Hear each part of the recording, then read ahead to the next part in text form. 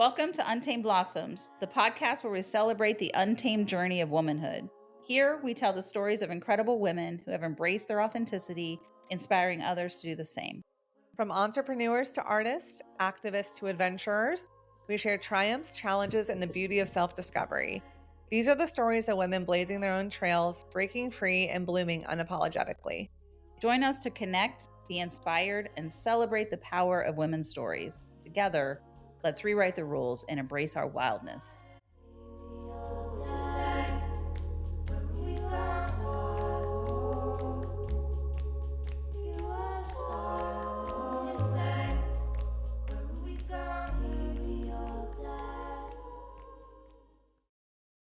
Welcome to Untamed Blossoms. I'm your host, Amanda Riley. And I'm Christy Riley. Welcome, everybody.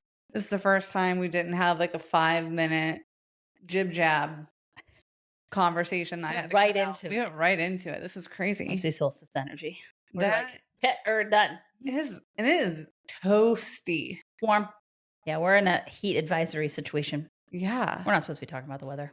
Yeah, but this is wild because I feel like We've been begging for this for months. Yes, but this is also what happens in Ohio. It's like cold, shitty, rainy, bam, heat advisory. 100 degrees. Yeah. Mhm. Yeah. It's just so classically The good Ohio. news is I'm hoping we're going to get the boat out this time. Sounds so fun. And keep it in for a couple of days and visit it for a few hours a day. Great. Yeah, that's so I love nice. that. It'll be the first one in the season, and we're already at the end of June. Sad. I cannot believe we are almost at the end of June. It's a sad situation. And all of my children are like, Boat. we get in the boat. And I was like, except you're correct. It was 40 degrees at night for most of like half of June. Yeah. So the lake was freezing. So I read this really interesting thing. So I don't know if you saw that they have like officially changed Tornado Alley. No. And moved it towards like, it's part of Ohio now. Oh. So weather patterns have been changing, right? So before, if you remember, like being little, like in May, it started getting really hot. Right. June hot, July hot, August hot, September cold. Yeah. Now we're seeing a shift where it's not getting hot until June and it's staying hot through like October. Right. Like remember last October, it was like warm for pretty late. Right. So we were still able to go to the lake in September. Yeah. Yeah. So there's some weird, interesting patterns of weather changing, global warming, right? That is causing the seasons to switch a little bit. Yeah. And I do distinctly remember last year being here outside talking to Stan saying, this doesn't feel like fall. Like I want fall weather, but it's hot still. Right. So I think you might have the boat out longer later. I hope so. I hope we have a longer season. That would be great. Yeah, totally. We had our solstice event this weekend. So fun. We tie-dye. did. You're watching this on You YouTube. did. You tie-dyed a shirt. I tie-dyed a towel. I didn't think it would be appropriate to wear that today. Could have. I could have. But I was trying my hand at it. Have you rinsed it out yet? No. Today is the day. I don't know how you could wait. I was fiending for it. I woke up yesterday morning. I was like, yes, it's tie-dye washout day. It's time. I was so excited. And they all turned out so much better. Tie-dyeing is a skill. It is definitely an art form. Yes. And you have to be good at it. And Sarah apparently is very good at it. She's the best at it. Mm-hmm. I attempted a lot of different designs last time. They did not turn out so great. They were fine. Let me say that. You were afraid of the color last time, you said. I just didn't want to use too much. And I was like, this is going to be hideous.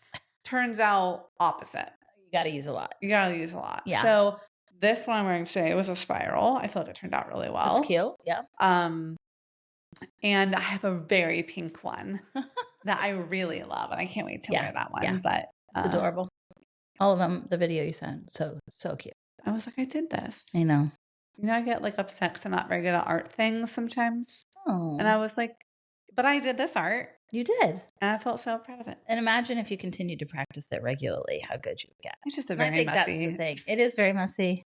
It was very hot. Very hot. So we were all sweating and trying to get through it. But it was lovely. It was a lovely event. It was the longest day of the year. So it was just so nice to be out in sunshine till like 9:30. Watching the sunset here is beautiful.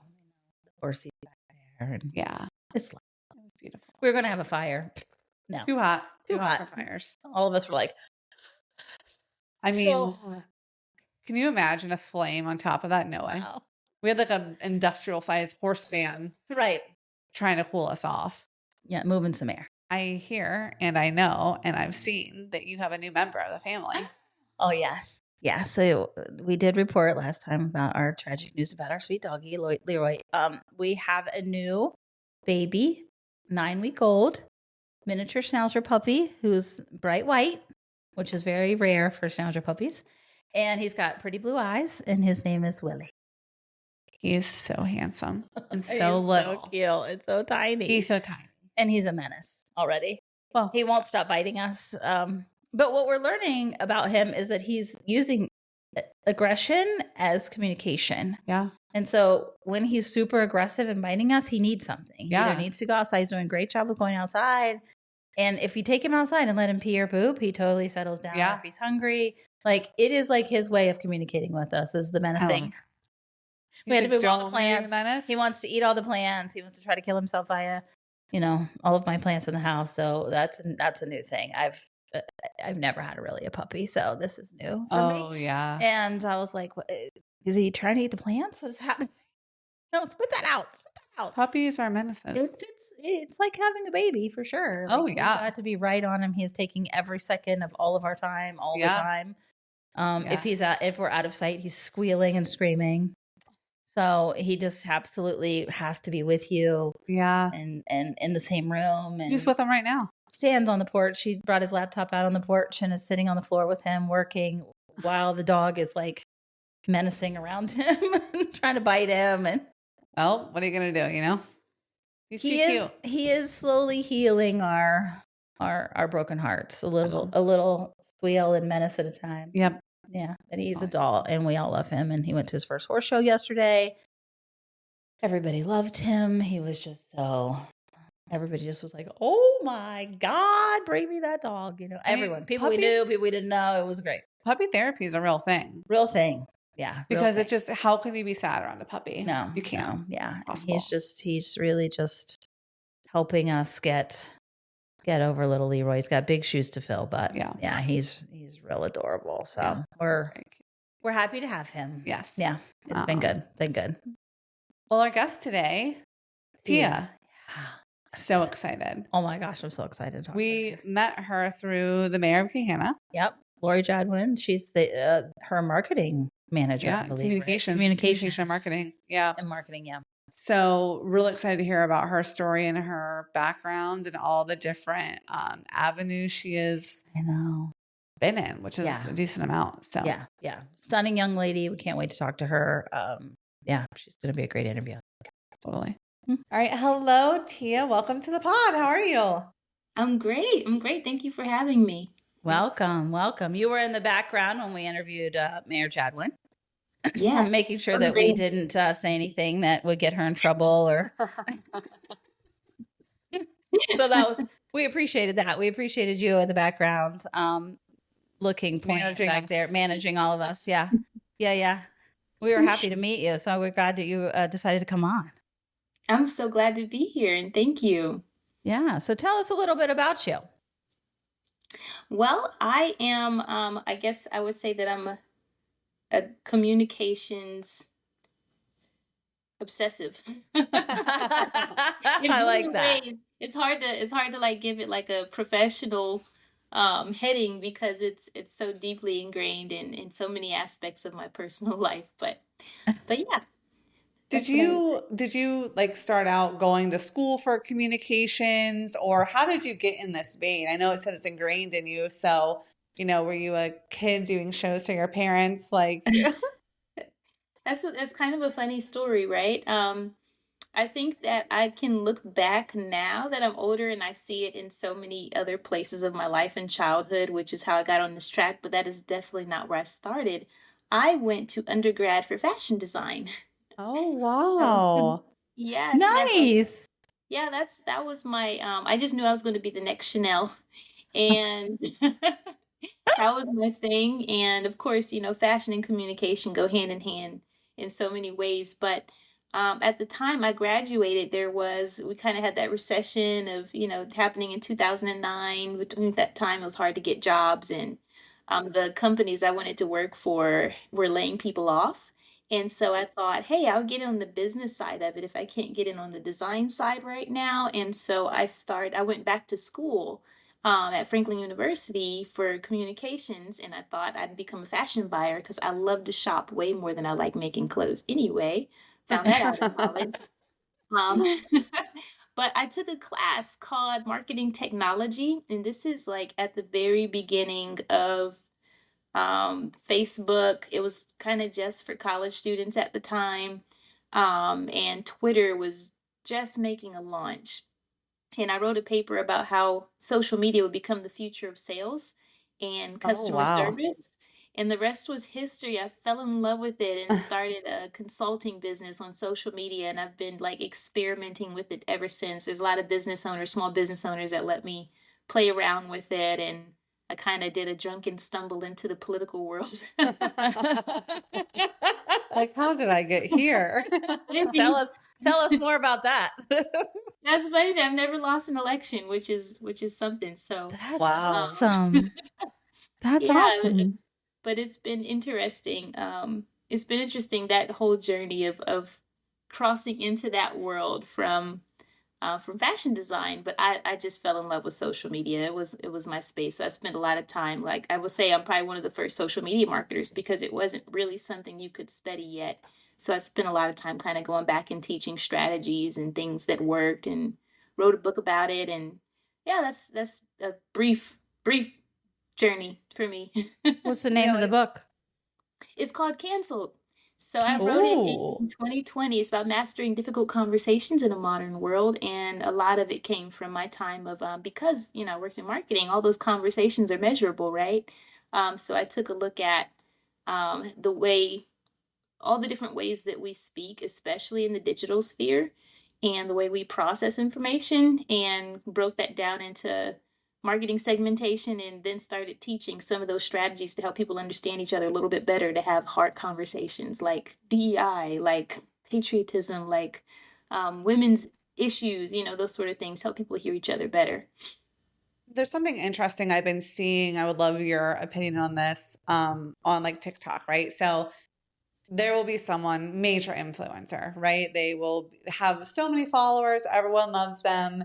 And it's like one conversation or one wrong move, one wrong video, and the pitchforks are out. I mean, the comment sections are a mess. People are like, do not follow this person. Like, they Yeah. didn't speak upon, what's happening around the country right now, or they didn't speak on this thing that's going on. And of course, we see that with celebrities a lot, but it's just been very interesting to see that shift more towards influencers. So, speaking of the book and like how to have these hard conversations, it feels like we're very quick to turn on people. What are your thoughts on that?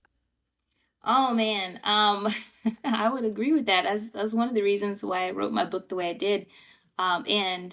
And beyond even influencers, we see these in so many ways. At the time when I wrote it, I was working for Governor DeWine as his faith-based deputy director of his faith-based Office of Community Initiatives.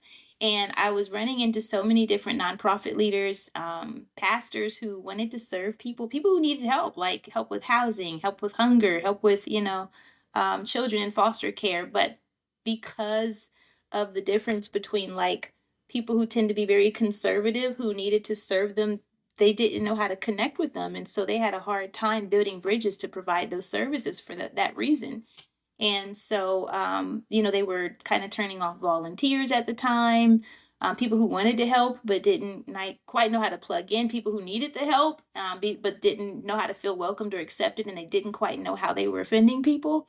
And so I think that was like that obsession with how to build those bridges with communication is where my book came from, the heart of where it came from. I was just kind of going around trying to train leaders how to listen to people and how to hear what's on their heart, hear what their priorities are, and then also say things in a way that wouldn't be off-putting. Yeah. And so I think that there's a lot of obligation on both sides for people to really try to learn and understand where each other's coming from. Yeah. Not be so quick to give a judgment, one thing I would like to see come back in style is listening to a person's intentions versus their execution. Because I don't think it's the difference. I always say this in language, it's not the difference between good and bad, it's the language between Spanish and French. That's the difference, right? The way that we Yeah. speak now. And it really does come from our background, it comes from our upbringing, it comes from our own sense of personal identity, our survival instincts, right? It's really hard to change the way someone speaks. So you kind of have to listen for their heart now, and be a little more intentional, ask questions before you just write them off. But I really do hope that our society, because social media doesn't have the consequences that we used to have, like when you had to deal with someone in person, or maybe you're in the office or you're working with them. On social media, you can it's just that quick, you could Yep. block, you don't have to be concerned if this person's fixing your food or fixing your car or standing over you with a scalpel. Yeah. So, I mean, though we should, you never really know, right? You never really Yeah. know. So I just think that, we have to work a little bit harder to want to understand each other, and do away with a little bit of that chaos.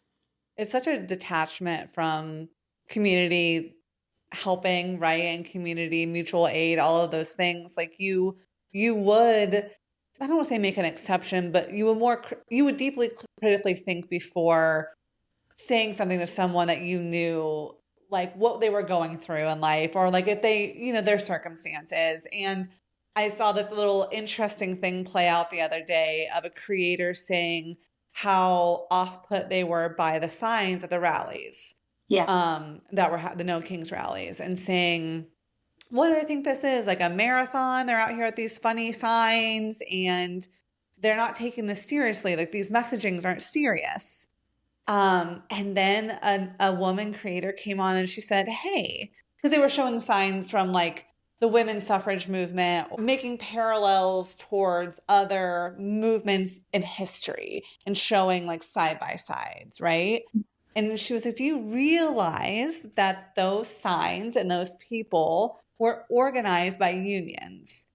Do you know unions were systematically crumbled because they benefited people, right? And so when you are criticizing people for making an effort in lieu of perfection and right, comparing it to something that you're not super aware of, the fact that back then these signs meant something and they were marching somewhere, those were organized marches by unions and signs made by unions so people could come during their lunch breaks or when they had the time to just pick up a sign and go. That's not necessarily where we are right now. So context is so important. And yeah, before you start tearing a group of people apart that have the same mission, it's crucial to understand what you're saying and what facts you're throwing up. Because on social media, you could throw anything up there, right? And you can right. say, like, look, we're not doing this the right way. Like, this is how it used to be. And it's like, well, take time to understand your history also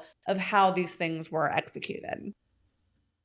I agree with that, and of course, not everything has friendly roots, right? We can look and see where some things maybe didn't start off with the best of intentions for humanity as a whole, and then it evolved into Yeah. becoming something a bit more meaningful. I mean, we see that in some holidays and holy days, right? So we make room for evolution. But I do think that, like I said, we have to make room for people to grow. And that's my greatest concern for us as a culture, as Americans right now, is that I don't think that we're making enough room for growth. We're not building those golden bridges for one another to come across, and we don't realize just how much we need each other. So that's always the concern for me, especially the time I've spent working in crisis communications. Some of these organizations that have been like canceled temporarily, for example, they served people, right? I spent quite a bit of time during 2020 with some of the police departments.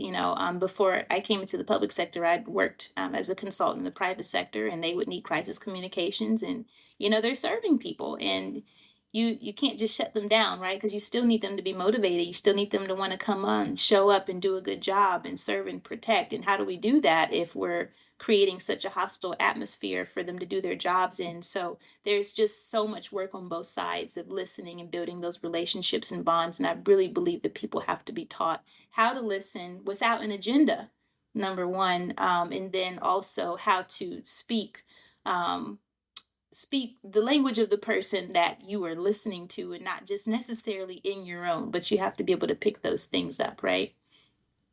How do you give people practical tips? Because I think it's great when we say we have to teach people how to listen. How do you give people real practical step by step ways instead of just in their mind not really hearing people, but ready to launch a defense, right? So they're already contemplating their defense to whatever's being said. They're not truly, how do you teach steps of listening to get your brain, past this divisive state that we're in? Because I feel like we are so divided currently that having conversation means that you have to be on one side or the other. And so it's hard, I think, sometimes to push the pause button of your brain to say, wow, just really listen and try to hear their heart. I love that phrase. Just hear their intention and their heart versus the details of what they're saying, right? And you're just automatically launching a defense in your mind so that when there's a pause, you're ready to speak again. Yeah, I think that number one, I try to teach people to keep in mind that just because we're not speaking the same language doesn't necessarily mean that what someone has to say isn't irrelevant, right? And so I give the picture that we are like a 1,000 piece puzzle of a landscape, and some pieces connect and some pieces don't, but we're all a part of the image. And if we want to get the truth, and that's what's important, the whole point of communicating is to figure out what the truth is. If we want to get the truth, you have to allow someone to tell you what their piece is. Am I the grass? Am I the sky? Am I the tree? Right? So we can put that entire image together. Because we really are one image, and with one piece missing, the image is broken. So if I can get people to buy into that, to say this is about truth discovery, we're going on a truth journey here. This isn't about agreement, it's about truth. So at least give someone the same respect you would want to hear your heart and to hear the truth.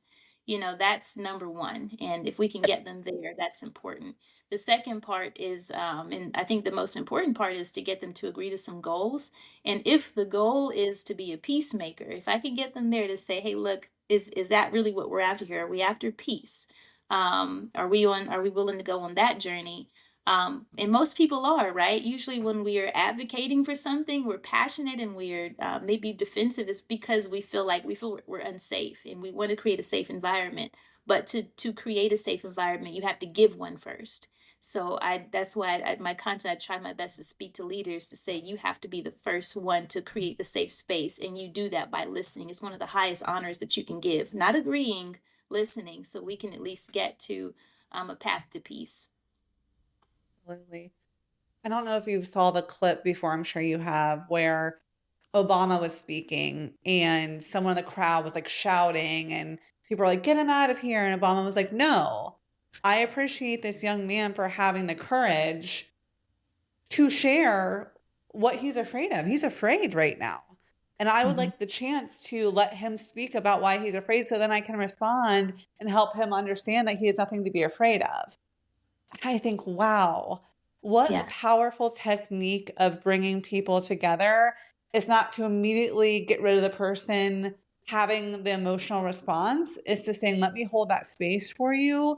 Let me identify what that basic need is of yours that you feel like is a threat right now, so that I can help you understand why it's not a threat. Absolutely. I think that those are some of the markers of great leaders that, I like to look for when I'm selecting who I'm going to work with, is someone who's not afraid to listen to someone else who may not agree with them in that moment and really hear their heart. Because to your point, when someone is angry or they're upset, they really are afraid. And then you go a little deeper on what is fear. Really, it's just there's something you don't know enough about. And so if you're willing to listen to them, listen to what they're afraid of, then you now have the opportunity, to my point of giving, now you can give them a safe space by educating them and informing them. You may not agree, and sometimes it's hard that agreement can't be the goal, but we can at least stop being afraid of one another. That can go a long way. And you also have the opportunity to learn, right? Like if I have that chance to say, okay, you're afraid, let me tell you my position on it, then open it back up so they can challenge you again. And that's where compromise is built, and we can find those opportunities of building those golden bridges, I like to call them. So I just think that that's really important when it comes to dialogue. And it's hard to find people and especially leaders sometimes who are willing to go on that journey. They really do have to be trained for it. Sometimes it's like it's not you just getting up there and saying what you want to say, but having the ability to listen to what other people are going through. That is going to go way further than you just preaching. And I think that's the difference between leaders and advocates. Out of all the places and, whether it be with people or companies that you worked for, what was the hardest for you personally to step in and kind of turn the ship around, if you will? Like, have you been in any of those messy situations where you're like, wow, this was a really, really difficult environment to go in as a communications expert and help change the course of where this is heading? Probably the most difficult, I would probably say, that stands out to me is state government. There's much more layers of bureaucracy, which is why like I love working with Mayor Jadwin. She knows how to move things along much faster. State government, it takes a lot of patience, and at the time I was younger, and far more outspoken.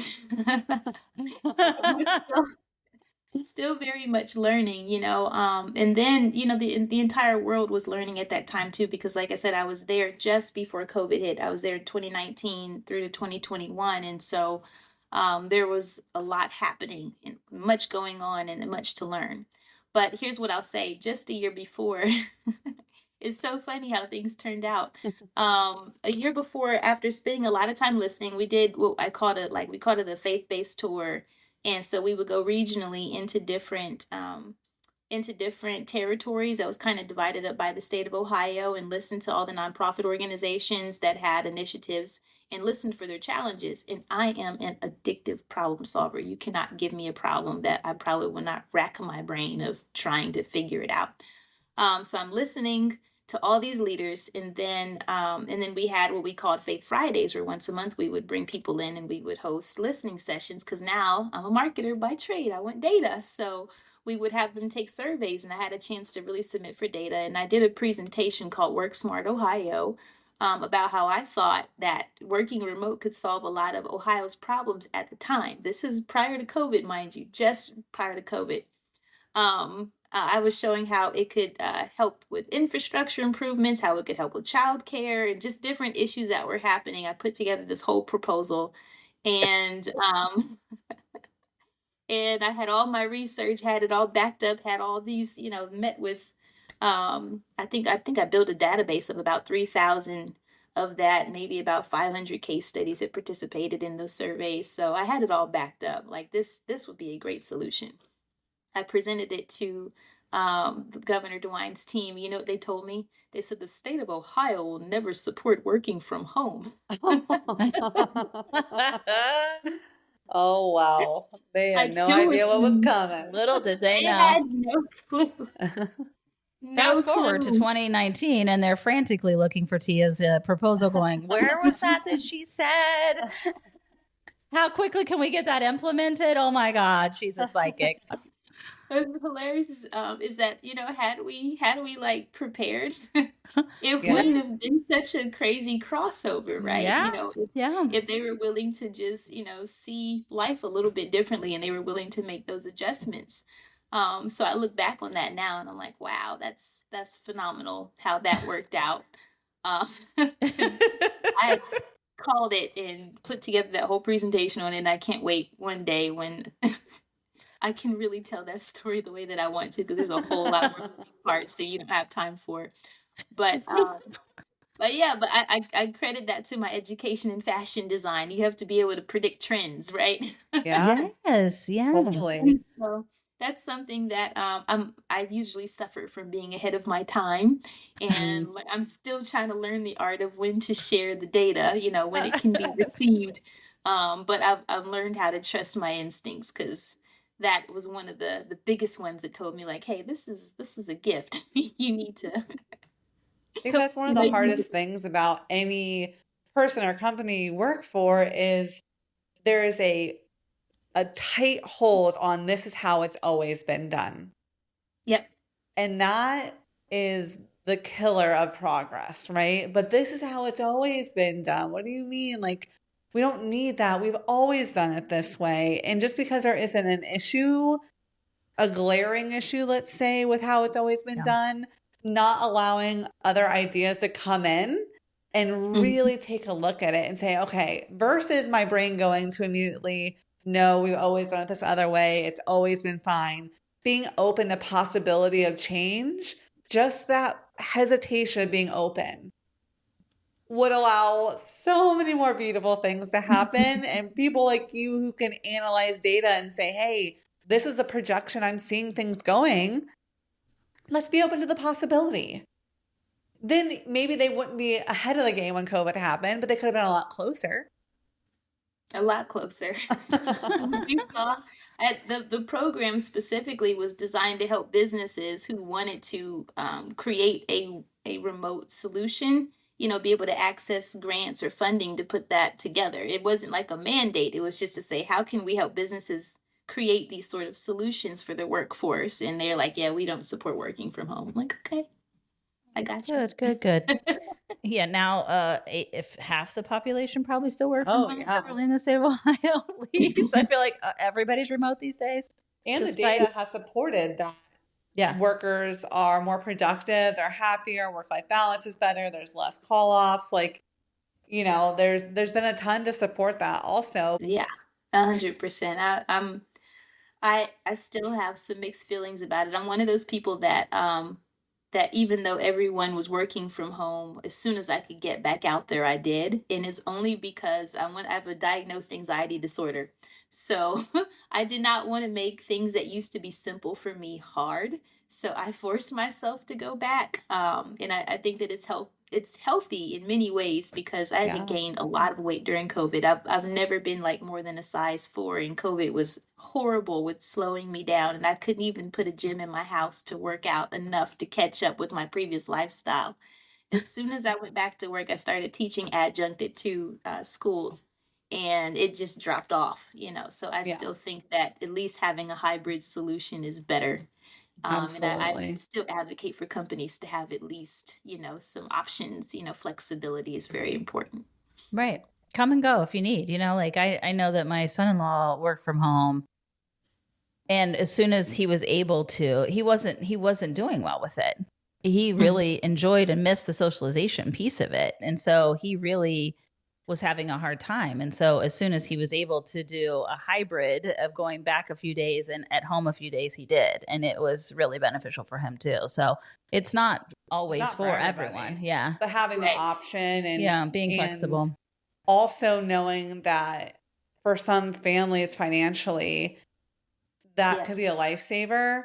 I think it's irresponsible not to be flexible in that manner. If they're still able to help the customer, whatever capacity their job function is, right? Listen, your hot water goes down, your air conditioner goes down, the repair guy's coming from 10 to 2, right? You're like, okay, so now I got to call off work, right? Where you could definitely work from home, be like, listen, boss, man, I'm continuing to work, but I need to be physically at my house to make sure this happens for my family when it's 90 degrees outside and my air conditioner is broken. Like, it's never convenient when they can come. Right. Like, can you come in the evening? No, ma'am, we cannot.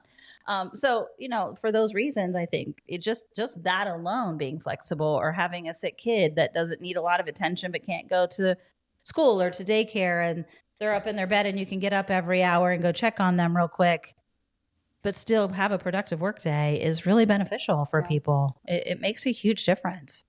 So yeah, I agree 100%. I mean, it's one of the reasons why, I was at the time so motivated to like start my business, because there were no work from home jobs at that time when I had my daughter, and she had a chronic illness, and I had to call off work all the time. I kept getting written up, and I just needed to be at home with her. It didn't make sense to, take her to the babysitter and go back to work, come back, pick her up, try to find a head start. Then she's always getting sick from the kids. It's like, I needed to be able to work from home. I needed to. And I just think that it makes a world of difference if you have employers who are willing to be flexible.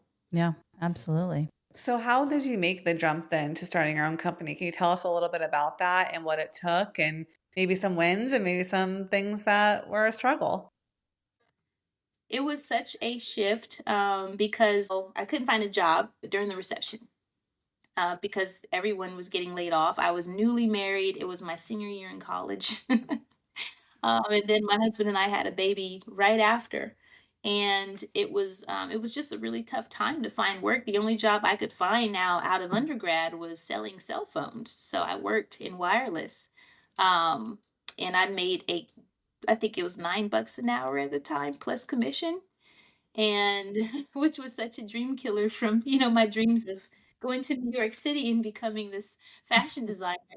Like $9 an hour. And so when my husband got laid off, my husband at the time got laid off from his job, I had to make up the difference, and I was pregnant. Which was a lot to have to take on. And there were so many things wrong. I think this is kind of like the genesis of where a lot of my political interests jumped in and my interest in women because I had started my job and my husband, like I said, we didn't have health insurance benefits because we didn't know anything about that at the time. We're so young. My gosh, we're in our early 20s. So I had to go my entire pregnancy without health insurance. So when I found out I was pregnant, they said it was pre-existing. So I wouldn't have any coverage until my daughter was born. That's when we would get health insurance coverage. Well, my job at the time, and I won't say who they were, they told me that I could not take a maternity leave. I had 3 days to have my baby and come back to work or I was fired. And I Yeah. didn't want to lose health insurance. It was horrifying going through pregnancy. Didn't have one doctor, had to see several different doctors at a clinic, and I just didn't want that for my baby. So I fought through. I can't believe that I had the strength at the time to do it. So it was just a horrifying time. And then, like I said, I'm the only income in my house. And I have to give a shout out to my team there, the guys that worked in the retail store with me, because what they would do is they would all go and do sales and things for me because I could barely walk or move. And they just split their commission with me to help get my family over that hump. So Wow. it was phenomenal to see how they came together to help me out because of course, I couldn't get to customers and be all competitive, but they took very good care of me. But I learned a lot about performance-based pay at that time. And I learned a lot about sales and I learned a lot about commission. I learned about how to talk to different people and different priorities. And so once I hit a point where I now enrolled in graduate school. There's a customer that stayed after work one night and we got trapped. It was like a rainstorm. And I was telling him about the paper that I was writing about social media. And he asked me, hey, would you be willing to come and work for me and try it out? I said, sure. So I worked there for about a year. And at the time, there was no path up because no one knew enough about it. So they asked me, and I was just interested in learning. And I needed to make more money still. Like I said, I'm still trying to take care of my family at that time. So he asked me if I'd be willing to consult. So I started taking on other clients, and they became my very first client in the consulting space. I didn't know anything about that, but all of those skills of sales and performance based pay and everything just really came together at that time. It's amazing what you can produce when you're backed into a corner. But Yeah. what definitely came out of me is someone who fought hard to advocate for women in policy initiatives that would support women's health and women's maternal health because of the things that I had gone through. And that's a lot of that is how I got into um, politics and then government and spun into it from there, just from consulting on campaigns and things for women that I thought would really push us forward. And that was going to be my question before. Was you spoke about I used to be more outspoken. A previous version of you. Tell us more about that version of you. I'm assuming that is possibly around the same time as all of this. Is that you were very outspoken about that and about your experience, right? And so I feel like we talk about this a lot on the podcast as women we do have these evolutions, right? These where we Yes. look back at previous versions of us and go, whew, I barely recognize her, because, as we get older and have more experiences, we do evolve and change. And that's beautiful. It's absolutely beautiful. But tell us a little bit about that version of you and what you learned from her and what you were willing to let go as you sort of moved into a different phase. Yeah, I think I'm still very outspoken, but I just have a different approach now. And so the previous version of me has always been, how can I say this? I've was not very good at appealing to people's ego. I was just far more of an advocate, far more fiery with my approach to how I would speak up about issues, and didn't really think through um, strategically, beyond talking about it. Now, how do you make a change, right? How do Right. you actually make those transitions? And most of us, we're not always thoroughly informed about the political landscape and how government and politics, how those things are connected, and also where they're disconnected. And so when you sit back and you learn enough of it, you learn that there are so many behind the scenes decisions that are made. um the backroom deal. I see even the Constitution was a backroom deal, right? It's Mhm. just people that come together and pull together these documents and make decisions for our lives. People you'll never know their names, or you don't even know to pay attention to them. So once I had the chance to kind of sit back and see how it all works, I had to decide whether or not, like, do you want to be the advocate that's always highlighting what the problem is, or do you want to be the leader that can really help to resolve these things and push it across the finish line? And I wanted to learn how to become the leader. And so I spent a great deal of time just going to leadership institutes, going to learning from different leaders as part of my journey of kind of hopping out of entrepreneurship. And then when I had opportunities to kind of sit back and study behind great women, even if I had to take a day job to do it, I did that. Because the kind of leader I've always been committed to being. That's why, like I said, I took the role as soon as I could to work with Mayor Jadwin. I think she does a phenomenal job.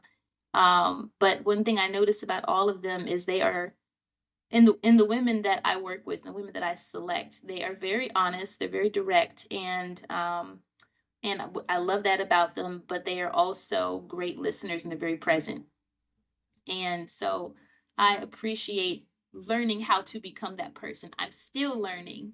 And if you spend enough time, like, the bigger the problem you try to solve, you start to understand why some of that bureaucracy is there when you get to the fallout of things, and when you get to the other side of it, because everything has pros and cons. And then you get into government, and it's more complex. It's not it's not like this is a good decision, this is a bad decision. It's like this is a terrible thing and this is an awful thing.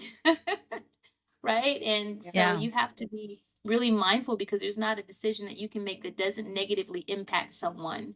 And then how do you choose? How do you choose who's more important in the moment?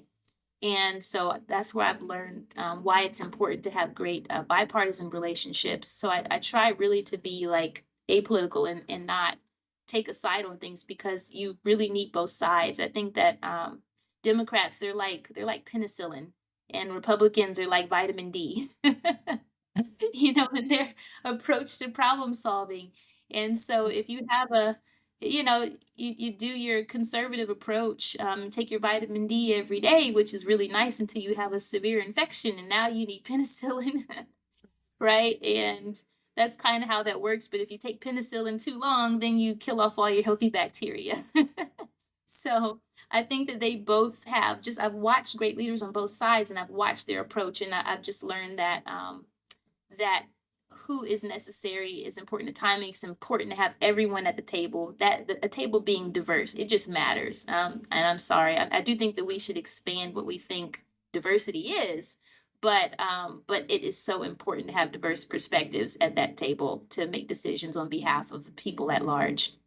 And I think maybe that's why so many are struggling right now, right? Is the seemingly lack of diversity and including people in decision making and conversations politically right now. And I'm just interested in your, I guess, guidance when it comes to people are really emotionally charged right now, especially if you look on social media around what's happening to people, right? It's not necessarily policy related, although I'm sure it could be boiled down to that at the end of the day if you work backwards.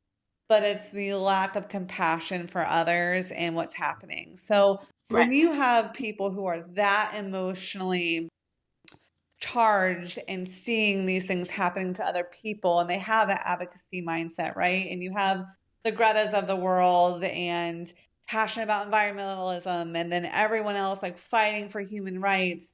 How do you help people have meaningful conversations and are able to check their emotional response to be able to solve problems when it feels so big and it feels like such an attack on human rights?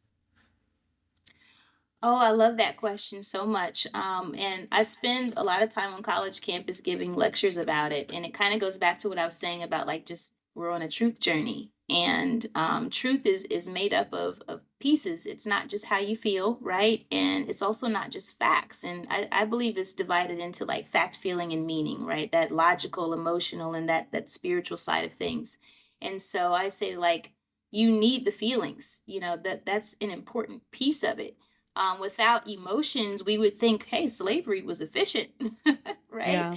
Yeah. So you need that. Those are the facts. Slavery was efficient. There's free labor here. You're able to get something built quickly without, yeah, that's a fact. But the feeling is how we decided that there was something wrong with it. And then without, I always hear Ben Shapiro say that facts don't care about your feelings. No, facts do not care about your feelings, but the truth does. And so you need all of those pieces of the puzzle so you can put together a discussion that brings us to a point of truth. Like we have to define what is the meaning of this now. And if you're not willing to listen to someone's feelings and then, maybe you can bring them to like the fact part of the discussion, but you have to address how they feel. So the way I like to gauge that is like where are you on the spectrum? And I think you have to hit all of those points. So if you come up to me saying you're passionate, you're upset, then I need to address you at that level and say, wow, I see you're really upset and you're passionate about this. And it's so important that we have people who are passionate about these issues because it makes the world a better place. The climate is a beautiful space. And then you could throw in some of the facts, and after you have addressed their feelings, now, start to bring them to the facts, but not necessarily from a place of disagreement. Do it from a place of agreement and then ask questions to help them better understand how they're feeling, and then we can kind of get to a place of meaning where we define both sides of that discussion based on new information that's been presented. But I just think that we spend too much time, like if someone's feelings make you uncomfortable, we're always trying to just throw it out with facts, and that's just not the right approach versus listening, because feelings, they do have some facts too. Yeah. They really do, and they come from somewhere, so take the time to understand it. Yeah, there's that phrase, what's always legal isn't always moral. And Yes. I think that's so crucial because when people are emotional about how they feel, you'll always have the ones you want to say, but that's just the law or that's how this thing is. There's many things are legal, but that doesn't mean it's moral. And Right. I love your stance of like figure out the emotion, come together for a common goal, and then work backward with facts. I think that's very helpful. Yeah, I think that sometimes I have to remind people, we get really caught up on freedoms, and freedoms are important, but I tell them that, your constitutional rights, they are there to help protect your right to fight for your freedom. That's where they're there. You may not achieve it, Yeah. unfortunately, but the right to bear arms, freedom of assembly, freedom of the press, freedom of speech, these are weapons. These are your fighting tools.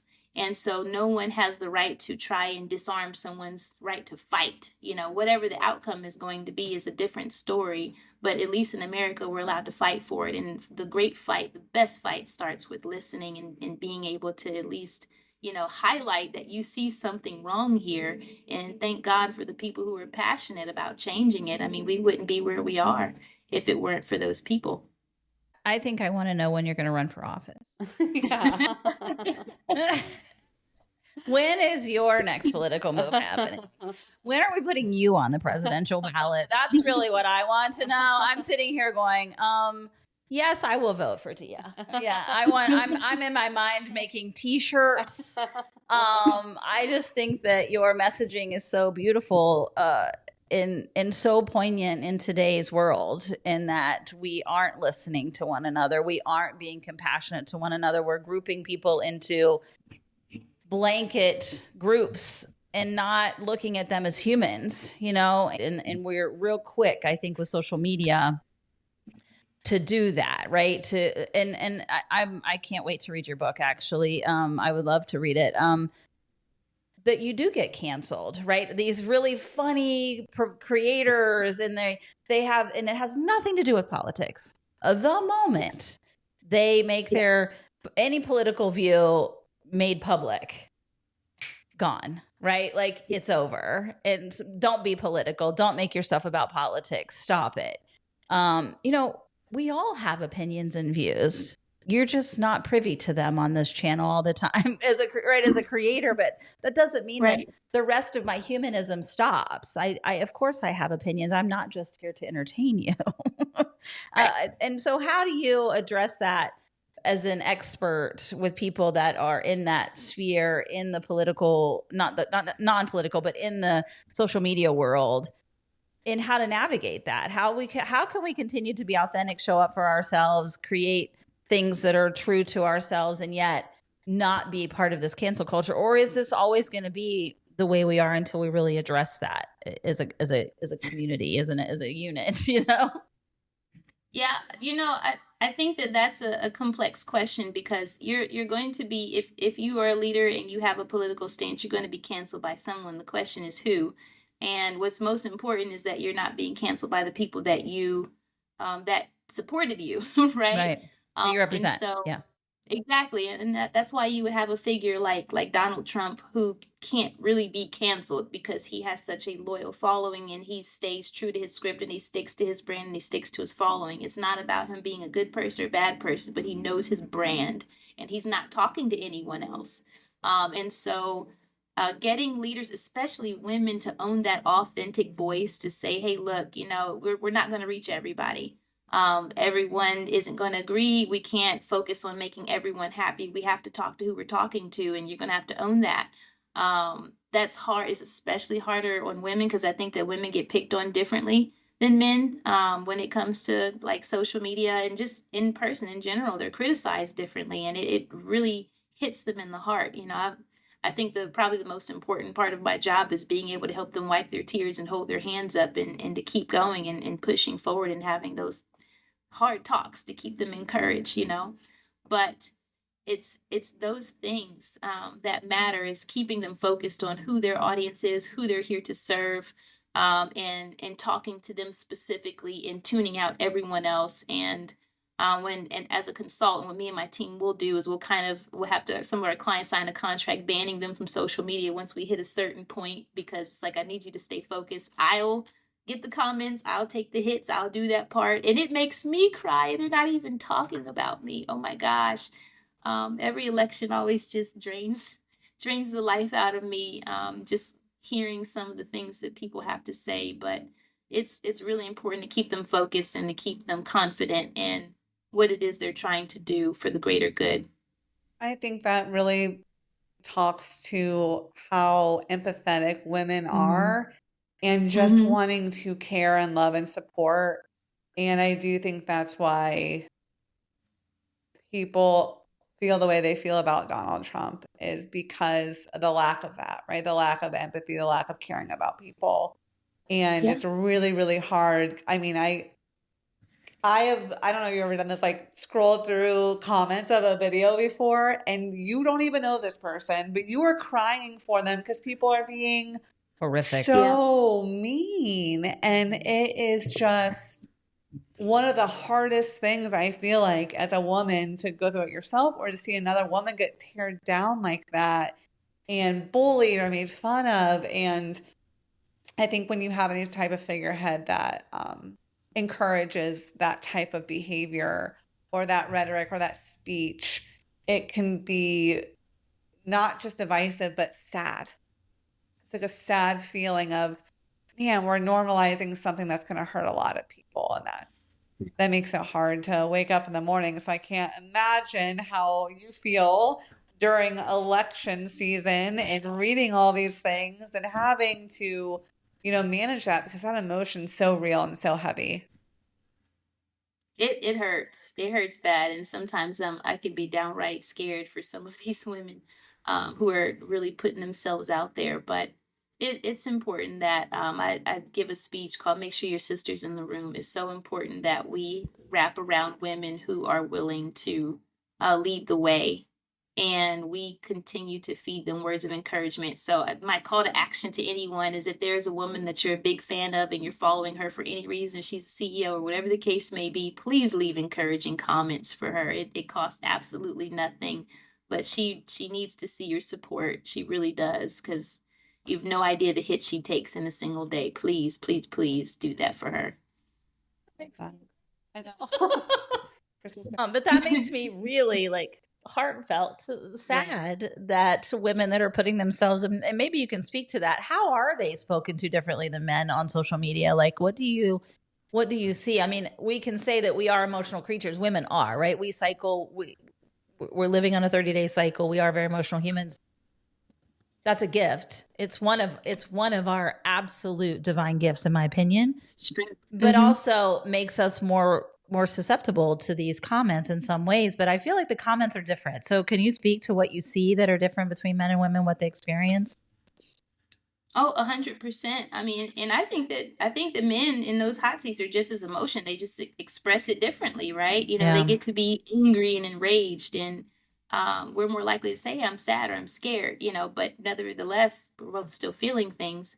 But I think that when the comments that I see where women are hit differently, you know, they're called whores, you know, and because they're brilliant, they're smart. Like, you can disagree with her decision, but she has to be a whore, or you know, you're attacking her the way she looks, or you know, it's ridiculous. You never see someone criticize a man for looking old, you know, and that he's aging. Like, okay, yeah, I know that when you voted for him, he wasn't going to grow younger. It's like the most pointless comment in the world, to tear a woman down for aging. And I see that, you know, when they have to go, and a lot of, you know, the women I've worked with, they hate to go and do a photo shoot, and they're a nervous wreck about what they should wear, because there's nothing that they're going to be able to put on that someone isn't going to nitpick them to death on. So it's a lot of work to help them to be confident and still push through. I think that even looking at when Vice President Harris was running, I wish that they would have put her in those bold feminine colors instead of like putting her in these manly suits that I saw her wearing. She was beautiful nevertheless, and she just looked strong and stunning. But I was like, man, they made so many decisions that I wouldn't have made in that process. I wish they would have allowed her to lean in on her strong feminine nature, because I think they were trying to get away from it. And I think she should have been the stark contrast of her opponent at the time. I think that would have helped her greatly, instead of looking comparable to him. But she, you know, she's competing with him on his turf versus competing in the way her strong suits. Yeah. Exactly. I agree. Exactly. I agree. But that's what's so crazy. Do you think anyone's sitting around having a conversation of, if Donald Trump would have wore something different against Biden? You know what I mean? Exactly. Like, that's just in and of itself is a great example, right? No, they don't have to think for 2 seconds. They don't have to think about it. You know, the men don't have to think about that. I mean, he's got the world's worst hair. You know, dude, he's got the worst everything, the worst posture, the way he sits. Like, if somebody was really politically looking at him and being like, dude, you're going to be president, we have to get you to this degree. Yep. Everything about him would change. His hair, the color of his skin, the suits, the way, his posture, the way he carries himself, the way he speaks, all of it would have to change. And the fact that he sits now second time without any of it and is authentically who he is all the time. And to your point, on brand, he definitely does not veer from his brand for sure. Is definitely a stark contrast from any women that would try to sit in that seat. They would have to be meticulously groomed in every corner not to be to even be considered, right? To even be a possibility. Yeah. And we even saw this with Hillary, right? Like, her emails, but yet literally, you know, Trump and his pals are out here sending group texts to reporters on accident, and everyone's just like, well, yeah, it happened. And then suddenly no one talks about it again, you know? And I just think people still talk about Hillary and those damn emails today. Yet we had a major leak in war plans to a reporter, and there was I can't think of a single consequence. And it's due to men versus women and being completely unforgiving of anyone running that is a female. Yeah. I Absolutely. love your It's our advice. femininity. It's always attacked. Our femininity is always attacked. It's always the thing that, is constantly used against us in leadership. And it's our greatest strength. It's what makes us great leaders. It's what makes us compassionate leaders who know how to execute on hard decisions better, in my opinion. Yeah. With more thoughts, because women tend to bring more diverse voices to the table and they tend to lead in packs, which is what I love about working with women. But yeah, that's one of the things that frustrates me the most, and why I do my best to wrap around them and give them that boost of confidence. Say, you're doing the right thing. Keep going. Keep going. That's great advice. I love that advice. Can you share with us again the name of your book, where people can buy that book, and people want to follow you or are interested in your services? Where can they find you? Yes. So you can get my book off my website, tiaramey.com. I do have it available as an audiobook on Audible, and it's available on Amazon. It's called Canceled: Mastering Difficult Conversations in a Modern World. So those are the best sources where you can get it from, but it is definitely everywhere. But I recommend, if you just need a quick listen, to download the audiobook. It's only about 3 hours. Nice. Wonderful. I'm downloading it today. I love Audible. Yeah. And then, are you doing consulting work currently or no? I do still consult, Okay. not as much as I used to, but I do. And that's on your website too. All of your information Yes. is just at your website. Perfect. We'll Yes, I do much definitely more connect that. teaching, training, classes, workshops, those sort of things. Wonderful. Perfect. And then, Mm-hmm. 3 women that have inspired you over all these years that you'd like to give a shout out? I give a big shout out to Senator Michelle Reynolds. She's been a great friend and mentor to me over the years. I give a great shout out to Mayor Jadwin, and she's a phenomenal leader who just does an amazing job of knowing how to just lead with the people in mind, very people first decision maker. And then my mentor in PR is Gail Saunders, who has been a huge advocate for diversity, equity, and inclusion. Has taught me a great deal about how to speak up for people in the room, and to make sure that you correct things that are not going right, for the sake of good of the order. So I love that. yes. I love that. Have your voice in these rooms so that somebody's hearing it. I love that. Absolutely. Perfect. Well, thank you so much. Is there any last minute things you wanted to share with the listeners? Anything else that you're passionate about that you wanted to talk about? The last thing is that I have transitioned a lot of my content on YouTube. If someone would love to also check out my YouTube channel, a lot of my content right now is about reinventing yourself and how to have the conversations with yourself you need to have for women who are going through transition, just transitions in life. And we have, I do a women's retreat in the Hocking Hills. It's a beautiful resort called Camp Voice. So if you're interested in being a part of Camp Voice, we have another one coming up in September. So I'll be sure to share that information, just to give you the time that you need to focus on what that next move needs to look like, and getting clear on who you're becoming in the process. So that's what that's for, is to unapologetically carve out time for yourself and get focused on reinventing yourself. Love that. Love that. And that's Amazing. coming up in September. Yes. Perfect. We'll put all those details in the show notes, everybody. Tia, thank you so much for coming on. We were so impressed by you when you were here with Mayor Jadwin. And even, I'm ready for you to run for president anytime. So you have my vote. I feel like we need to start now. We need to get on it. I don't know where you're at with it, but, I'm ready. So thank you so much for all of your inspiring words. The beautiful work that you're doing, I think, is so incredibly important in today's environment. Maybe the most important work is helping us to get back to being unified and not separate. And thank you so much for what you're doing. Thank you for having me. This was such an honor. I had a great time talking to you both. Thank you. Remember, you can give us a like and follow on Instagram and Facebook. We are on YouTube, iHeart, Spotify, and Apple Podcasts. And if this resonated, please share. Please share. And like Tia says, send all the love to a woman who's doing the work out there. Love you guys. Love you.